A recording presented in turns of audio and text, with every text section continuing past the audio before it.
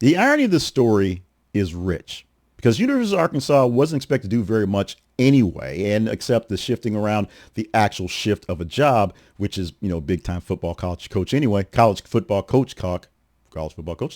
Anyway, but the eyeballs on Sam Pittman have been there for a while as Arkansas has basically failed to lead to expectations for quite some time. Sam Pittman came in with a great livelihood and lots of vigor and vim to the Razorback program, then started to fizzle out. But it's the backstory that makes this even more interesting. Because as of today, people worried about that. I was reading a story at church about what his payout package would be. Sam Pittman is no longer the coach of the Arkansas Razorbacks. His 53-13 defeat at Notre Dame yesterday, which dropped the Razorbacks to 2-3 on the season, 3 losses in a row to teams that really mattered, is a bad thing. And he's been seeing a lot of this stuff going forward since he's been kind of looking in the wings after a great first couple of seasons, just being mediocre to bad overall of that. Overall mark for Arkansas, 32-34. That's his ranking right now with 3 bowl wins among the rough 6 seasons. He made it to bowl games barely and got some wins, but it was not very spectacular.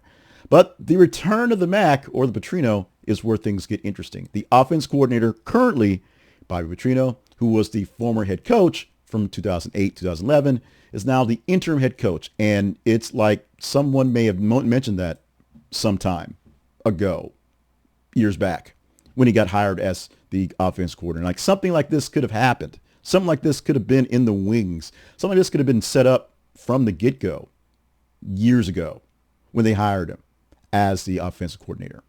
But let's not dwell on that one. Let's dwell on what's going on right now. The offensive coordinator, Bobby Petrino, is now the interim head coach for the rest of the season, so he's got a chance to, audition for the job he held before in the past.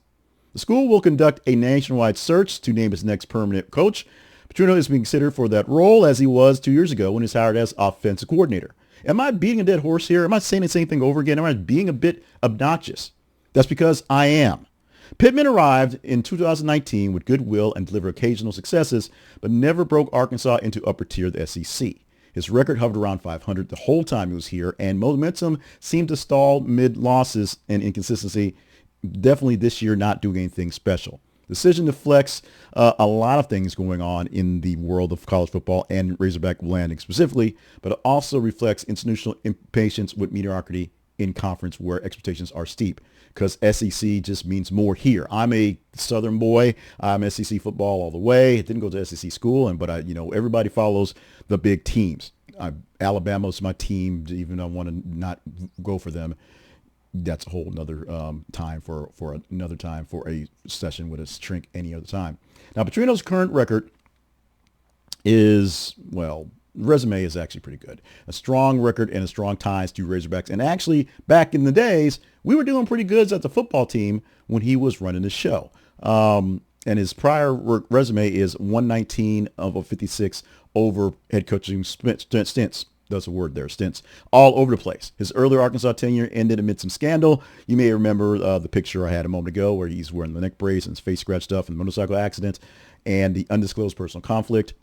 And the misterage and money and dropping motorcycles and all the things like that us Southern folks really look into as people making us look bad and showing that we do have some semblance of morals and humility and want the best for our teams. But Bobby Petrino is back. Now, in the short run, Arkansas faces an uphill climb with the 2025 season. Now, interim head coach must basically turn what Pittman had into his team to make it work forward and then figure out who's going to run it next year. The pending national search frames a transition, obviously out of the Pittman era to the Petrino era interim again. Can Petrino revive morale and performance quickly enough to make a case for permanence? Trust me, the boosters want him back. Everyone wants him back. No one of note wanted him to go away. He's back.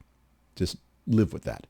Fans and media scrutiny will zoom in, but the people that really matter with money didn't want Petrino to go away. They want him back. He's going to stick around. It's going to be a hard sell for him to be bounced out unless, Coach Bear Bryant comes out of the grave as a zombie and wants to take the job. And then maybe he can be the offensive coordinator for Bobby Petrino. So for naming Petrino the interim coach, the pros of this is he's familiar with the state, the program, the personnel, and can basically make a transition work fairly simply. As previous successes provide hope that there's a turnaround around. He, of course, was the master of at Louisville, and what basically got him the job here in the first place to make a big shot here in the SEC. Of course, he's still Bobby Petrino. He doesn't change, and past controversies and scandals may undermine credibility or distract some focus. An interim status means uncertainty. That doesn't mean he's definitely going to make the trade, but get a couple good wins going forward, some good performances, and I think the boosters will make it happen.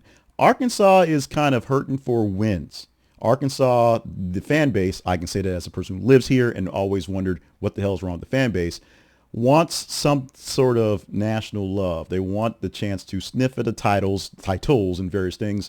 They come very close in baseball. They're one of the tops in baseball every year, and they basically dominate track and field.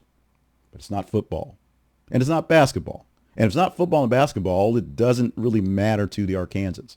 None of it makes any sense. Well, it makes perfect sense as a football fan. I understand that. But the way Arkansas takes this in is next level. However, if you were sad that Bobby Petrino left, and trust me, so many people were so sad that he left because he had a little tryst back and forth. It's a private matter. Him and his wife and his mistress and his bike and stuff should have dealt with it on their own. He's back. So over the 2-3 years that he's been as an offensive coordinator and the almost decade since he's been gone as an actual coach, we have time to kind of look into the souls of folks here in red state conservative Arkansas and kind of see where the fans really want to go. And definitely where the boosters really want to go. So you see my point of this one.